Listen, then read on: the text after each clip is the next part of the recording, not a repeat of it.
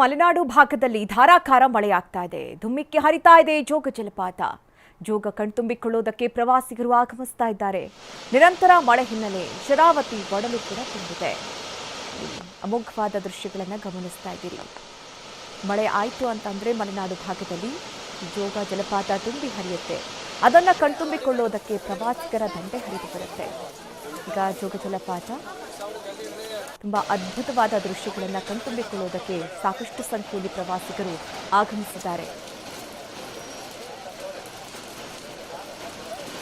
ಮಲೆನಾಡು ಭಾಗದಲ್ಲಿ ಉತ್ತಮವಾದ ಮಳೆ ಆಗ್ತಾ ಇದೆ. ಹಾಗಾಗಿ ಶರಾವತಿ ಒಡಲು ಕೂಡ ತುಂಬಿದೆ. ಹೀಗಾಗಿ ಜಲಪಾತಗಳೆಲ್ಲವೂ ಕೂಡ ತುಂಬಿ ಹರಿತಾ ಇದೆ. ಮಳೆ ನಡುವೆಯೂ ಕೂಡ ಪ್ರವಾಸಿಗರು ಇಲ್ಲಿ ದೊಡ್ಡ ಸಂಖ್ಯೆಯಲ್ಲಿ ಆಗಮಿಸ್ತಾ ಇದ್ದಾರೆ. ಪ್ರತಿ ಬಾರಿಯೂ ಕೂಡ ಒಳ್ಳೆ ಮಳೆ ಆದಂತಹ ಸಂದರ್ಭದಲ್ಲಿ ರಾಜ ರಾಣಿ ರೋರೋ ರಾಕೆಟ್ ಈ ಜೋಗ ಜಲಪಾತ ಏನು ಹರಿಯತ್ತೆ ಜಲಪಾತಗಳು ಅದನ್ನು ವೀಕ್ಷಿಸೋದಕ್ಕೆ ಸಾಕಷ್ಟು ಸಂಖ್ಯೆಯಲ್ಲಿ ಅದರಲ್ಲೂ ಬೇರೆ ಬೇರೆ ಭಾಗದಿಂದಲೂ ಕೂಡ ಜನ ಆಗಮಿಸ್ತಾರೆ. ಈಗ ಅದ್ಭುತ ದೃಶ್ಯಗಳು ಸೆರೆ ಸಿಕ್ಕಿದೆ.